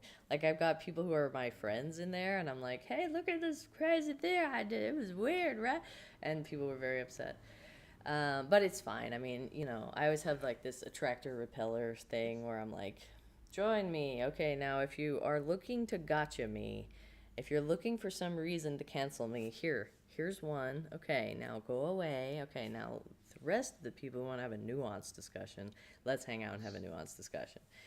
Um, and I'm I think like, it's like okay, you know, any group of people, any event, any kind of like community, there's this ratio of givers and takers. mm, And I think you're like everybody's first time at Burning Man, your job is to not die, yeah, right? yeah, And so it's like if you accomplish that, great. Like you don't have to do more than that. If you can, great. If you want to, great. But like you don't have to, right? Right. And your first time, it's like everything is magic. Like why can't the world be like this all the time? And then you come the second time, it's like, oh God, what happened to the magic, right? Yeah. And then eventually you realize like, oh, I have to be the magic. Like I have to Right. be a giver. I can't just be a taker. And That's having why I that like it. having that ratio of like givers and takers is like very important. And Mm-hmm. I think Burning Man is a place where there are generally like 60-70% of people are givers. Yeah. And then you have the weekenders, essentially, the people who come for a couple of days at the end and they like come to take a selfie without all the art. Yeah. And it's like, fuck you, right? Yeah. And that fuck you is the point of it. Mm-hmm. And so be there and say it, or else nobody's saying it. And then everything you're worried about is true, right? Like you have Yeah. to be the change. You have to be the fuck you. Yeah, exactly. When I was like little, I figured out Santa Claus wasn't real and I was like so miffed. And then my mom was like, Santa Claus is real. Everyone is Santa Claus. Now that you know, you are Santa Claus. Welcome to Santa Claus. And I was like, oh, and that like informed most of my life after that point. Like, just that great. moment was just like, you are Santa Claus. Oh, you know, and like I always say this, like every story about an apocalypse is about the present moment. You're always at the end of the world. That's what now means. And like all of the stories about the apocalypse have like, and then God comes in and saves everyone. And like, you're God. You have to save everyone. Get going. Like, you're on it. It's your job. Fix it because we're all there. It's all of us. It's an aggregate thing. That's why a lot of Turtle Islanders call it the Great Spirit, is it's not like a thing. It's the aggregate. It's like they've had, a higher order agent theory for thousands of years. So, it's not a new idea, right? So yeah, I mean, this stuff is not intuitive, but yeah, I mean, we're not looking for reasons to dislike a thing. It's what we're doing is we're trying to look at the impact, right? Impact is quantifiable and addressable systematically, whereas like gotchas and well I'm good and you're bads aren't addressable. They're really just like mudslinging, and it's not helpful. And this is why I think as usual, as everyone says, we need to teach everyone critical thinking, like Yeah. critical theory. I don't know. I think we should do like a whole Saturday on what is critical theory at some point. Yeah. That would be fun. How do we like take apart these big problems into small addressable, systematically addressable problems where like one person can go, all right, I'm gonna make it my problem to do X. And that's also why I like Burning Man, because like there's like the resto crew, there's the gate crew, there's the people who do the porta potties, there's the people who like just go out into the playa and with trash bags that aren't part of the resto crew and they just pick up trash. Why? They're making it their problem, right? Like, Yeah. and those people And that's don't the post, I'm out here, look, picking up trash. Like, they're not, you don't see them. You Yeah. see like the shock, anger. Well, look at these people and how they've left half the things out. Right. And it's like, well, the resto crew's not done, bro. Like, what? Wait, Right. My bestie is one of those people, and yeah. I brought him this year for his first burn, and Oh, he's always been like that. Everywhere we go, he's like picking up pieces of yeah, everything everywhere, and yeah. it's like he's a steward. Like That's the way. people are stewards. This is the way. This is the way. Yeah. Yeah. Yeah. I don't know. There's a lot of cool stuff. I don't know. Like, I had some like change of topic, I yeah, guess. yeah. People were asking, and I kind of also am at this like point where I'm debating what to do next. But like people are asking, that really long conversation that you and I had off camera with the other person who was there about agentic. And I've played around a lot with. It strikes me that like the whole framework that Microsoft has published is essentially like it's a chat room where like an arbitrary number of LLMs are jumping in, and it's like your goal here is to just get as much inference cost as possible into the framework, right? Like this is not. Oh, you're talking about AutoGen right now? Yeah. Yeah, I mean, it was how they figured out that more agents with different roles more better, but yeah, they did it with like, what if agents had Slack? We'll do that, and then yeah, it was like a researcher guy. You could tell that no product manager had touched it when it first came out. But it's still like that. Yeah. And it's also Yeah, it hasn't got it better. obscures almost everything that's happening from the user. Yeah, it Where is. I want to be able like to like see where did the logic go wrong, and like if we can jump back here and do something differently, maybe we get to the correct answer, and like how do we structurally how build do that we in, build and like forks? yeah, and it's I feel like I haven't found a framework that's like that. I found a bunch that claim to be like that, but I feel like Not super great. The forks are not good. Sampling is still a problem. The OpenAI agents framework is the one that I use the most because it has tracing the best, but it doesn't Codex, support. It's not that, no, not Codex, but the agents framework. like the in the chat. They're not like in a chat. They do have a set of messages that you can pass through as like a full context, but I don't know. So Yeah. I kind of feel like I recently read this article, and it said you should do the simplest thing that could possibly work. And I think like immediately I put that into my like agents dot markdown, right? Like they should all be doing. That's obviously yes, exactly. That's how they should all be doing everything I tell them to do. But also it strikes me that like on a meta level, like the next level up, it should work. Like agents should work that way. It shouldn't be like here's 100 LLMs, right? Like, well, like why is that the number? Like, why not three? Like, what's Yeah. different between 3 and 4? Why 100, right? Like, Yeah. it seems like a lot of the incentives that are like Microsoft's incentive is like do more inference, and it's like that's not necessarily like helpful, best and it's way. also like definitely not the simplest thing that could possibly work. Yes. And so for me, the question is like, how do we build something really simple that uses like the minimum possible number of them to accomplish something in an atomic way where it's like decomposing things, doing the things, reporting back, checking it, right? And then it's like reviewing what it did and like suggesting changes to its process every time in order to reduce in the future like the amount of steps it takes. And I just haven't seen that, and I don't even really like I feel like I'm starting to see what it would need to look like, but I feel like I don't even see that yet.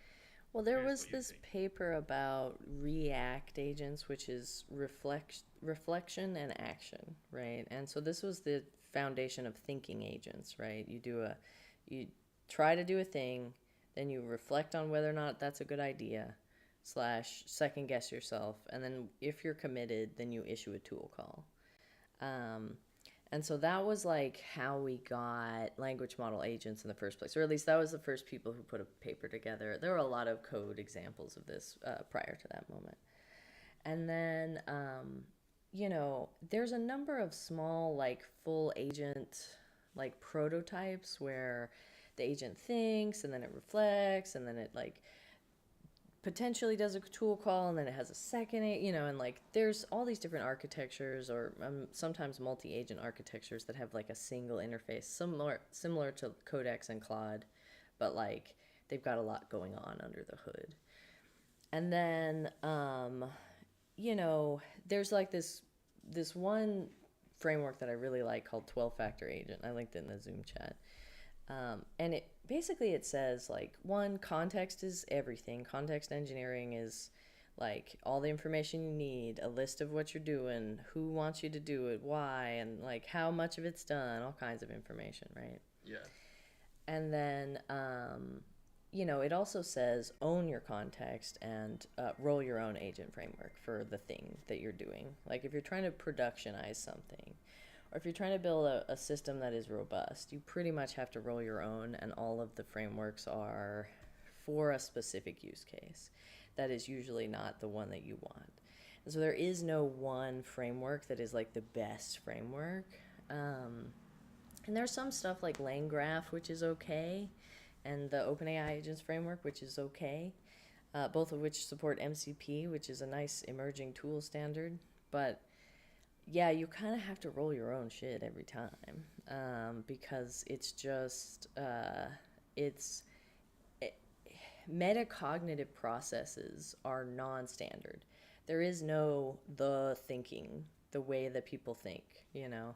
Like sometimes people have a thought, they say it out loud, they get a bunch of feedback from other people, then they change the thought, and then they like absorb what other people said, and then they say it again. Other people like sit and think and listen to what other people are saying, and then they create an aggregate in their mind, and then they do a math model, and then they write a thing about the math model. Those are two valid ways of doing things, right? And so you can't build a framework that encompasses all metacognitive processes Sure. in the first place. Yes. Well, I think I agree with that. I've heard I think oftentimes the criticism, in particular, from Gary Marcus, Jan LeCun, like all these people who are like very vocal critics of LLMs as the future of AI, which I 100% agree with. They're saying like they're not really coming up with a new idea. They're pattern matching onto something they've already seen, by and large, right? Which yes, sure.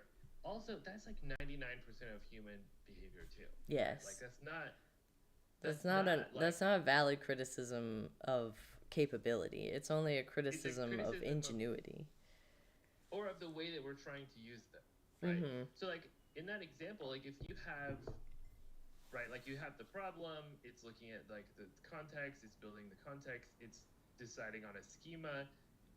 There's some concise number of schemas that encompass like almost all problems, right? Right. And so maybe that's the step that's missing, is this like pre-metacognitive step of like what even is the thing we're trying to think about? Like, are we trying to fix a Git issue? Are we trying to, like find a complicated answer to a complicated question from reference materials?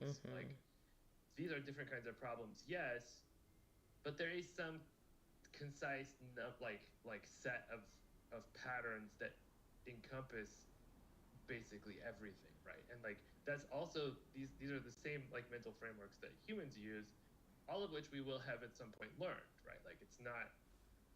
I think people assume that they themselves are doing things that they are not, and extrapolate that LLMs can't do that because they are limited in this other way, which is actually the same way that they are limited. Yeah. Oftentimes. Yeah.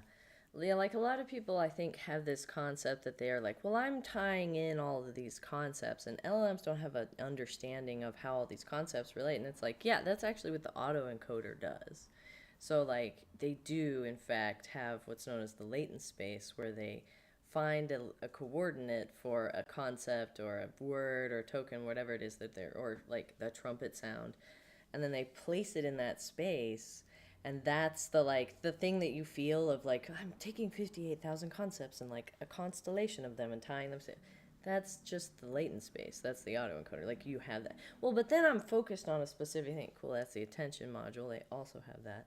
And it's like, well, but then I take a second and I like run the idea through in my head. Okay, that's reflection. They also have that process down. Just keep naming your processes and we'll find a place where they're doing those. But like, and all of those things were constructed because they didn't do that before. Yeah, exactly. Like new faculties that were engineered into the model. Right, because we had to elucidate them first and then write them in. Like, is there something we're still missing? Do we need to add something else? Yeah, make a list. Are we like close enough that it can do most stuff now? Right? Yeah. It's kind of like. And agent design is a search space, right? Like metacognition is a search space, like what's the best metacognition to design software? What's the best metacognition to solve a philosophical like gray area? Those are different. And so there's like this one paper called ADAS, the Automated Design of Agentic Systems. And so it treats every agent as a phase in a pipeline. It abstracts them into one function called forward, and then the agent does some process. Maybe it thinks about the inputs, maybe it spawns 5 other agents and has them have a conversation. But yeah, the Automated Design of Agentic Systems paper treats this whole thing as a search space, and it was able to get like records when it came out, record scores on the ARC benchmark because it was able to just execute the search space.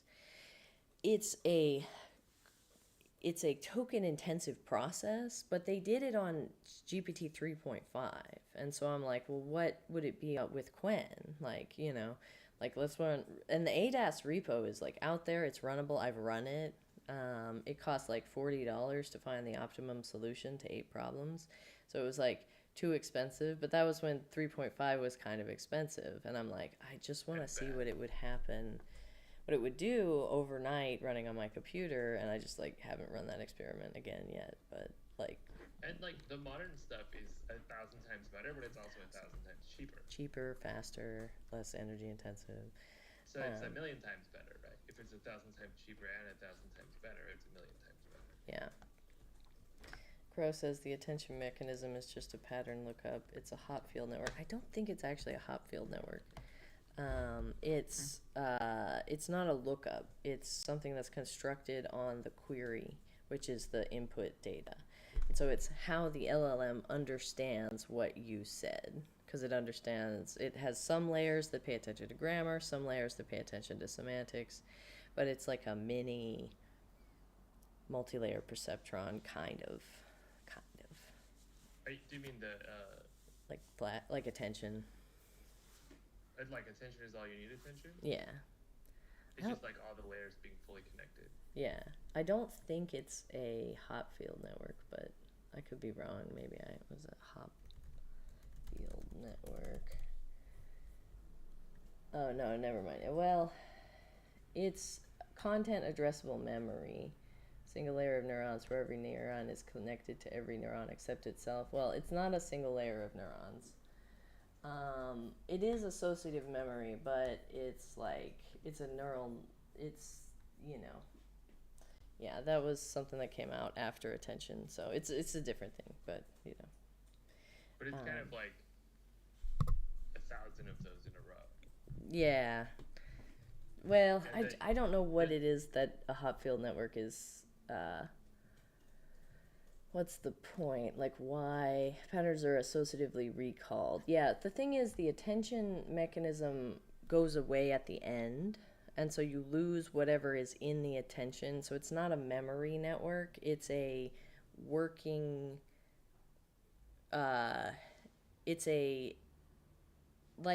like a neural network that only focuses on what was said just now, as discrete from the or as distinct from the what is it, the actual like latent space, the weights and all that kind of stuff. So yeah, I guess it's not a hot field network for sure. It's not a memory thing either, because it goes away, just like your train of thought. I don't know. Yeah, words are hard. There's a lot of words. They all mean a lot of things. Yeah, I don't know. Well, I think like in terms of like the state of agentic, or what's where things are at, it seems like one of the biggest challenges has been having an environment to even test or iterate on the kinds of things that we're talking about. And I recently was talking to an LLM, trying to figure out, is there already some kind of like, for example, with Codex, when you ask Codex something, it's like spinning up a container, a whole virtual machine within which to execute the query and work on the answer. And it's like, that's kind of crazy, right? Like, yeah. Do you really need a whole, like, it's like installing the they operating really system. Want to do containers. Everybody is obsessed with containers, and I'm like, you guys, I'm from before containers, and Docker is the biggest resource hog on my computer. It's the most expensive way to run anything. Like, when But I also, was like, why can't you just like git reset, try something else? You don't need to start up. You don't yeah, need to Git is reinstall the operating fine. system. A virtual environment is fine. You But know? like the codex containers don't have like you can't tell it like just do a git reset or like do a new pull do a pull before you create a new like we have to merge first or it's gonna Right. be all fucked up. And it's like I don't know how to do that. Yeah. Right. I like the cursor agent, honestly, for this. Like, I find that the cursor agent is my go to coding thing. Well, so I just recently discovered Chasm. Have you used Chasm before? No, it's Chasm. It runs in a VM and it is Docker, but it lets you can like create an unlimited number of instances of whatever you want in like containers, and then it runs in the browser. So you're able to say like Oh, yeah. I want like Aider, Gemini, all the Oh, it different like runs any agent in a browser? well it just gives you like give me like a Debian, right? Yeah. And then I can build like a Docker container that contains all of those like code tools and Git and like Mm-hmm. you can just like open one of those and it's like already built, right? Uh, and then it's persistent, or you can get rid of it. So like you can create one and it's like, okay, this is my coding environment for this project, Mm-hmm. and I can like do a pull. I can like use my Olama and everything to like use any of these different like agentic frameworks to do whatever I want to do, and then like push, and then I can close it, and then I can come back and it's still there. It doesn't Yeah. have to reinstall the operating system for every query.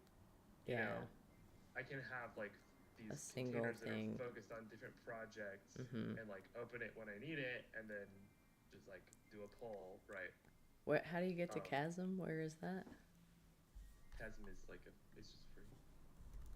You can run it yourself, or you can AI probably. uh, It's GitHub? KASM. KASM. Okay. So I'm Nice. currently like in the middle of moving everything I see. to a new hypervisor because I hate my hypervisor Mm-hmm. and switching all the stuff over to Proxmox. I'm still on XCP. I've been on XCP for like a really long time, Oh, yeah. Okay. but there's some problems with XCP. Yeah, there are. I don't know. I mean, what was it? Somebody was like, isn't the point of containerization as isolation for the agent? They can get out of containers. Like, they're maybe the best at getting out of containers, you know? Like, Sure, but for me, it's not that. It's yeah. like, are they gonna fuck up the OS? Are they gonna like They're going to install do stuff to the something? system Python while I'm not looking. Yeah. Yeah, like all these packages are installed. I don't even know what these are. It goes away. That for me, that's what it is. It's like Yeah. do whatever crazy shit you want in this container, and then it goes away. And Yeah. I don't have to worry about like everything is not fucked now because you installed like You all upgraded these my ports are system open. Python to 313 or something like that. Yeah. Yeah. Skip 313. It's the worst. Anyway. Anyways, Yeah. Sorry. Go ahead. yeah, I think it's like potentially a really exciting way to test and iterate on these kinds of things of like how can we build like how do we build a substrate to be able to build a good agentic system that is local and open source and using like Quen instead of Anthropic or whatever. Yeah. And Yeah. like how do we because like the Quen 4 instruct is so good. It is exactly what I have so often wished instruct models were, where it's like do this and it's like exactly that and nothing else. It's like Yes. and it's correct and it's like thinking about it first and it's like it takes 4 gigs of RAM. Like it's crazy how good it is. Yeah. It's pretty bonkers. I like the stack, the Orange Pi to run your 16 gig model. Like, you could run a 14B. You don't have to run a 7. Put 14B quantized down to 8. You'll use 8.4 gigabytes of RAM, and the rest can be a UI. You could throw home automation on that, whatever you want. Um, and then you don't have to containerize it. You can. It helps. I wouldn't run a container on like a one of these tiny things, but um, they're like $150, but you could run a local AI with them. And then you So the have thing this is, really great setup as well that's like for beefy AI, big ones. Uh, what's your current recommendation? What are you running now? A lot of people ask me uh, this. well, since I started to recommend it, basically the whole market for this is gone. They're all gone now because it was a crazy good deal. But the NVIDIA P40 accelerator card Hmm. is 24 gigs of video of RAM and 4,000 CUDA cores, and you can fit like a bunch of them in a server, and like it's 10 out of 10. Like it's really great. And then how And much what were those? Like you found them on they were eBay. like a yeah, they were like $150 when I bought a bunch of them, and now it's like way more. Yeah, yeah, And they're all gone.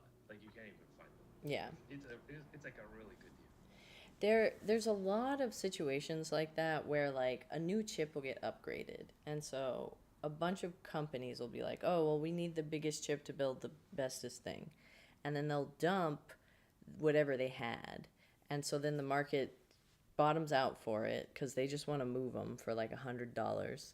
Yep. And so then you get them for like nothing, and then you can run a big supercluster in your house, and that's really the move. Yeah. It's not like any specific thing. Just we're I not looking also for think new computers here. We're looking for like slightly old computers that were industrial grade, that are no yeah. longer state of the art enough. I would say if you like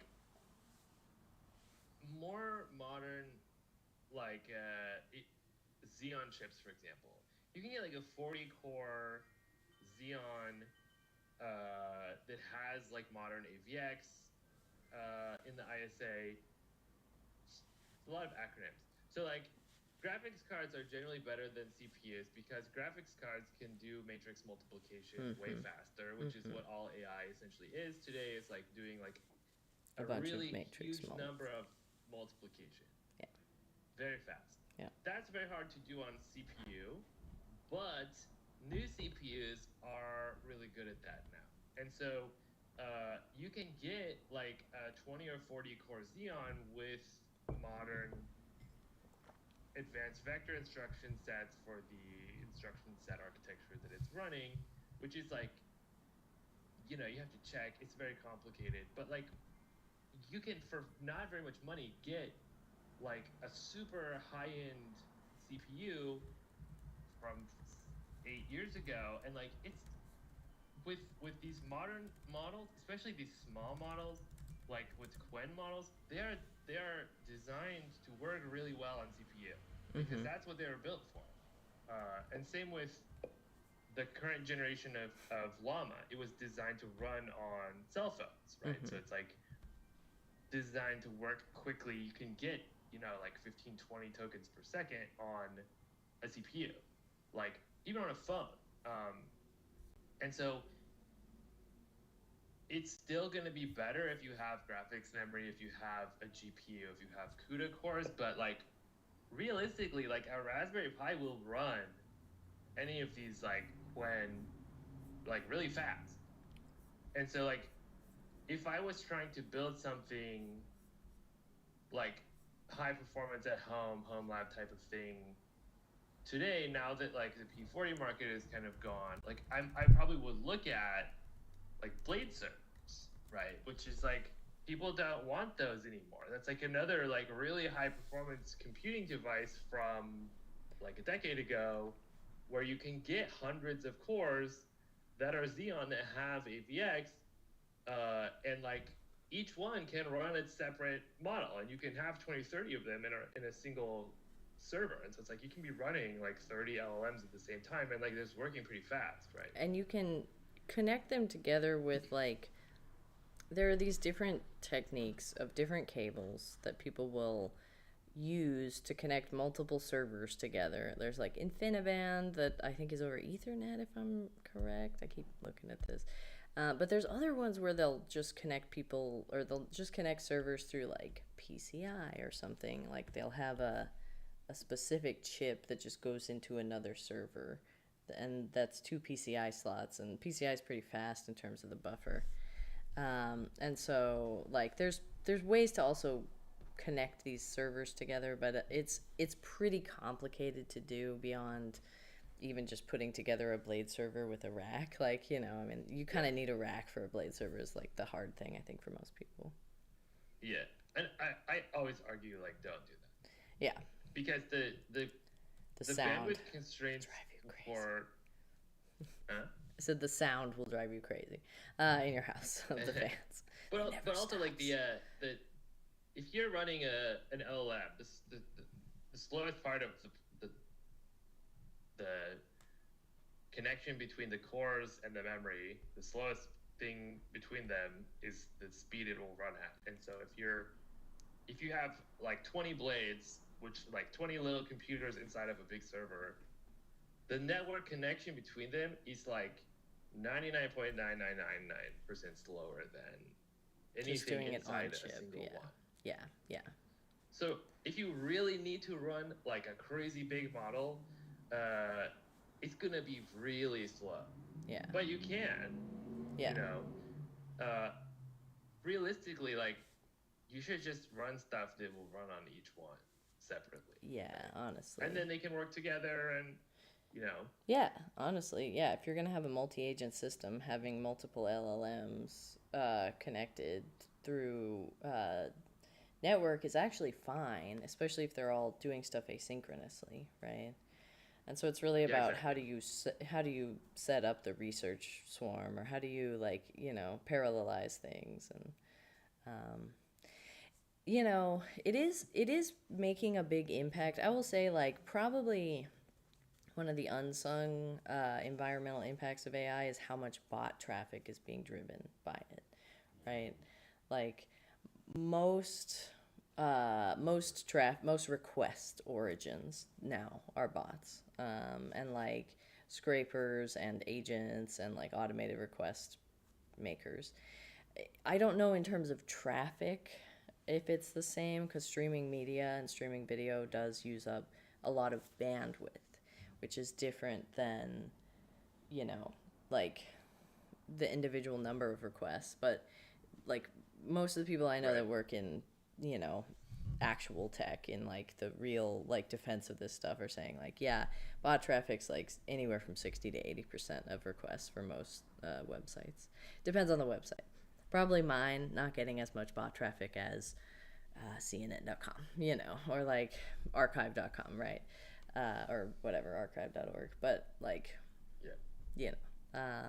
And I think that that's an issue that isn't really about individual consumer use, especially because most of the, if you like send an AI to do deep research, like they have a lot of those pages cached at this point, and so they just hit the cache. But a lot of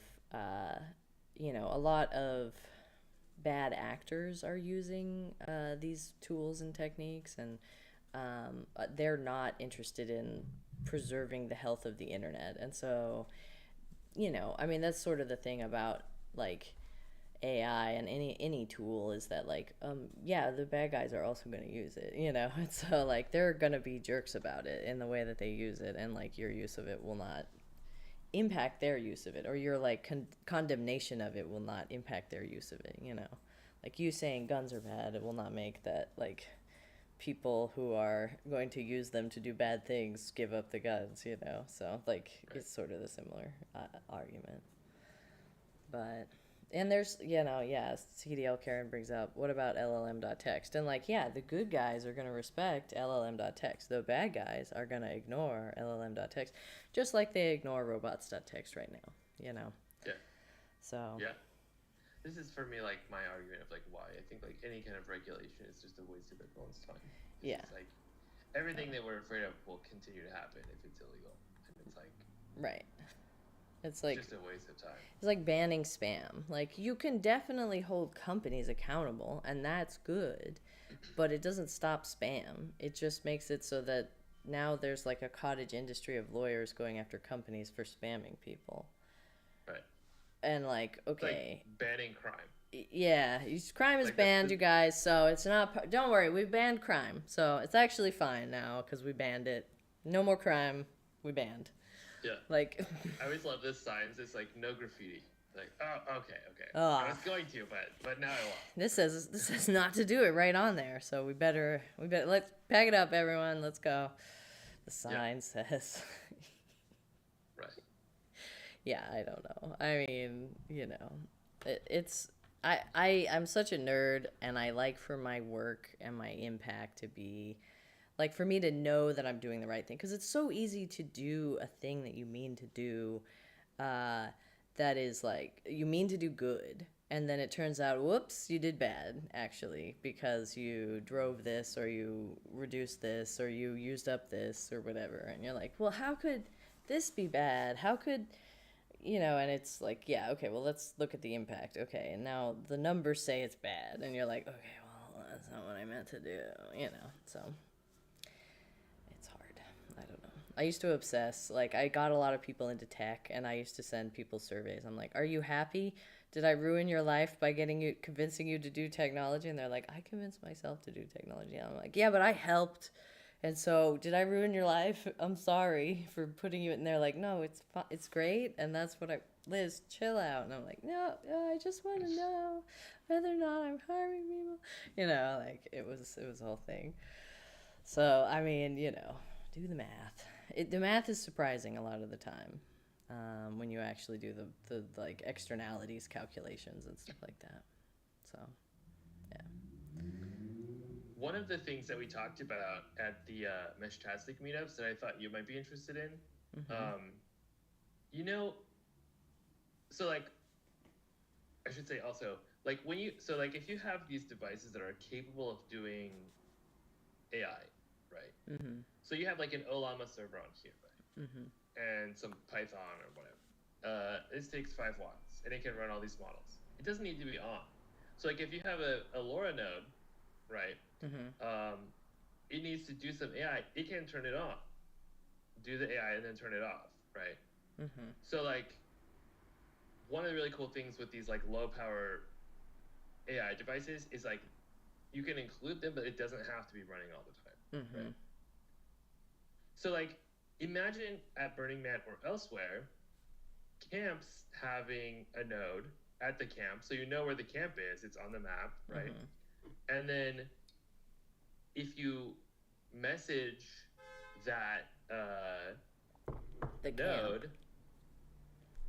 yeah, there's like a chat bot, and it knows all the programming. It knows things like the current weather forecast. It knows things like what's the Is theme the for the sound system party. on right now? You know, Yeah, like yeah. during Like the mud what are time, the I was like in the tent, yeah. and it sounded like Burning Man was happening elsewhere. That's what it sounded Uh-huh. like. But then if you like climbed on top of something tall, you could see that Burning Man was not, everyone was just in their tents and stuff and playing their sound systems in their RVs or like at their camp, but like there weren't people there. It's just that the sound system was on, right? Or something like that. And so it Yeah. sounded like Burning Man was happening, but you couldn't really tell until you climbed up on something. And then you were like, oh, it's not that I'm being lame and hanging out in my tent and I'm just like broken and stuck in a tent, but no one else is. It's that, like, and you could check that kind of stuff, if you had that. I think we could extend that to the real world too. Like, we could extend that to libraries. We could extend that to like community centers, and having a chat bot, Yeah. that people can ask questions. What's going on? How do I get involved in like protecting the land? Oh, okay. Here's what you do. And months, right? Like you could receive a link that allows you to add the group chat that is the mud where there is some virtual environment of the place, Yeah. and it has people announce the wizard walks in and says an incantation, and suddenly the party is beginning in an hour, and so you should come over, right? Yeah. Or like any number of things that would be like cute and interesting. Maybe there's like you talk to someone and now you have other, you like one of the things this year is like a lot of camps had like a camp group chat, right? Mm-hmm. Which there's so many things that if you had a camp group chat, having a bot in there like doing Would be things so for you. helpful. Yeah, and then imagine like that bot is also in the public chat, and you can be like, "Hey, I'm in the camp. I need to be added," and it's like, "Are you sure? Like, what's the secret password?" Right? And then Yeah. it's like, "Okay, here you go." You gotta wait. Who do you know in the camp? Oh, Yeah, okay. yeah. And then it I'm gonna messages ask that them. person. I'll be right Is back. this person real? Okay, cool. Yeah, great. All right. Yeah, Yeah. yeah. Like, Like, there's so many cool things you that could was do. not a thing that applications could do before, which is like, wait, how do you know the camp? Oh, you're Jess's friend? Okay, well, Jess, hey, what's up? Oh, you want this person around? Great. Okay. I added them to the chat. Yeah, Like that was not, you would have to have a login flow, you'd have to get a token from someone, and like Jess wouldn't be a word, you'd have to know the token, and if Jess didn't right. know the token, then Jess could not help you. And like, just knowing their name, like, wouldn't give you somebody in the camp that you could ask, and the AI would not be know to ask, you know. Also, everybody was posting this year, "Where's Golden Guy?" And everybody was like, "You have to find it." Like, nobody was telling anybody, right? Right. And I figured it out on Monday. That was my like Monday goal. I was like, I'm gonna figure it out today, and I finally figured it out at like 11:30 p.m. or something. Yeah. And every year it's different. For people who don't know, Golden Guy is this camp. It's like really fucking cool. It's always a secret where it is because when people figure out where it is, it's too many people. It's not fun anymore. So Yeah. it's like they make it really hard to figure out where it is. And it was super cute this year. A lot of it was destroyed, but like it was super cute. And the secret this year was you had to go to Playa Info, and there was a placement map of all the camps. And I knew a couple of things about how they ask to be placed from past years. And I had like kind of narrowed it down to an area where I knew they would be. And I knew that they would go all the way through the block. And so it's like, well, how many of the camps that are within a couple of blocks of the place they asked to be placed by are going all the way through? And I'm reading all the names, and one of them is like in Latin. And I'm like thinking about it, and I'm like, Gaudium Genus Aureus.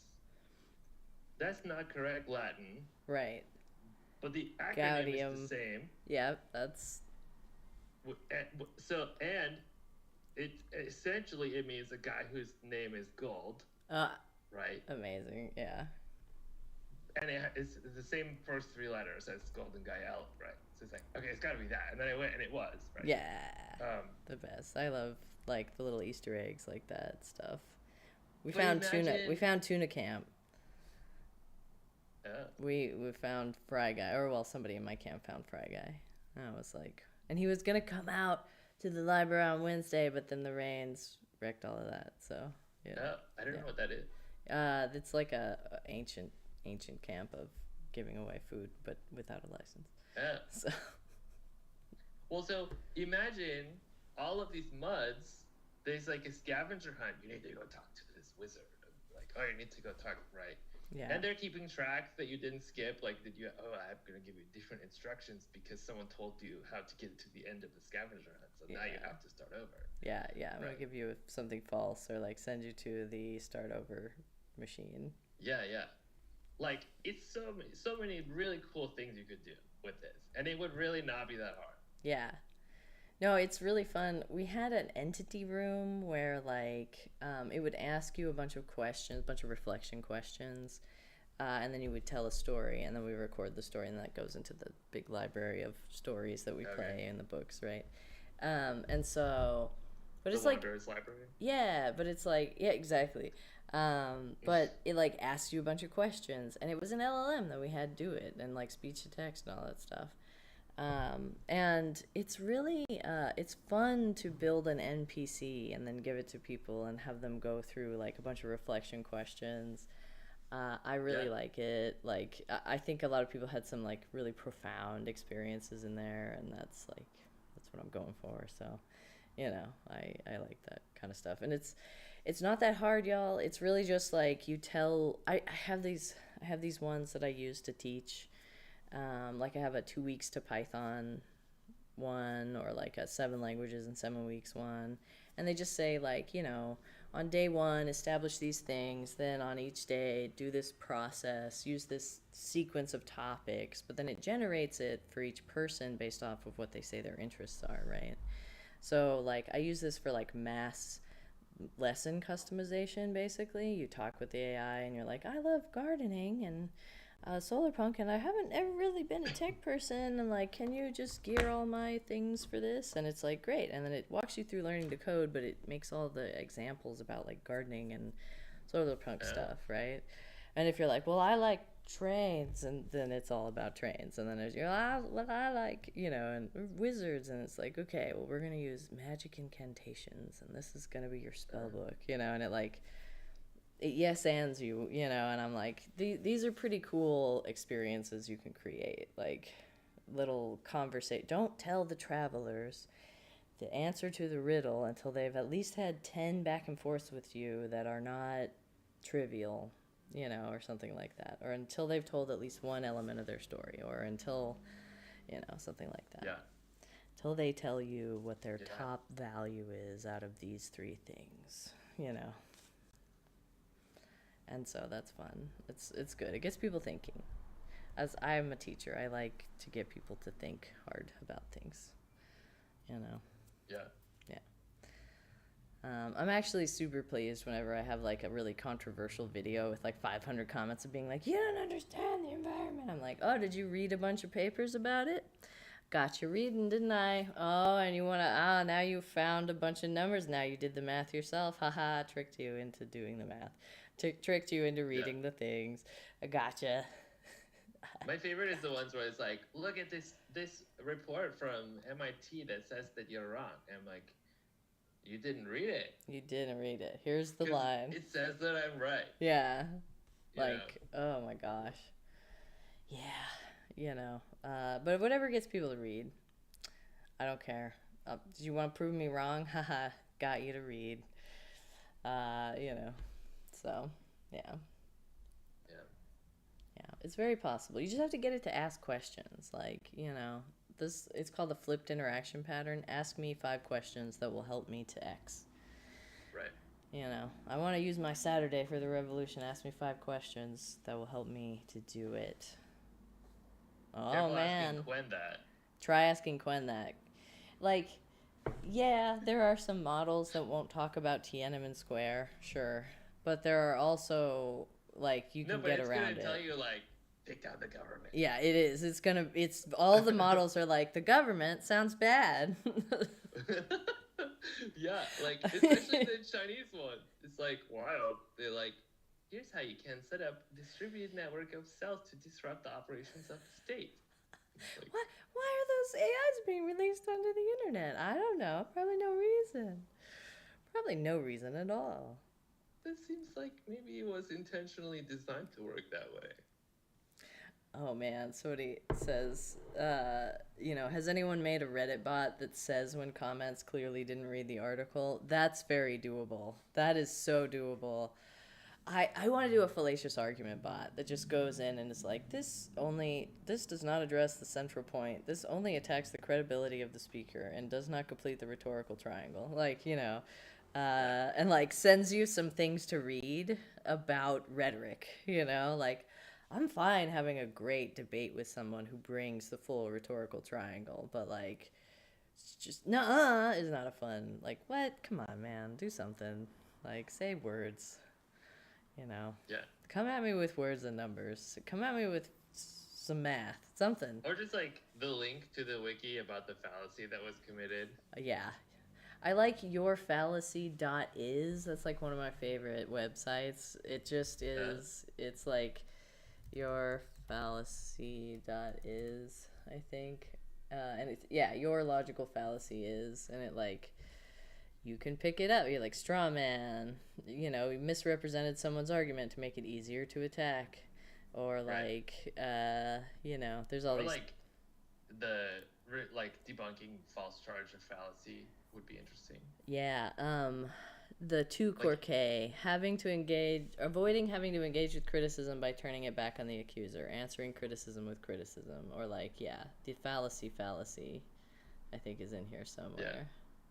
people always like appeal to authority is a fallacy, and it's like, no, it's No, not. it's actually part of the rhetorical triangle, right?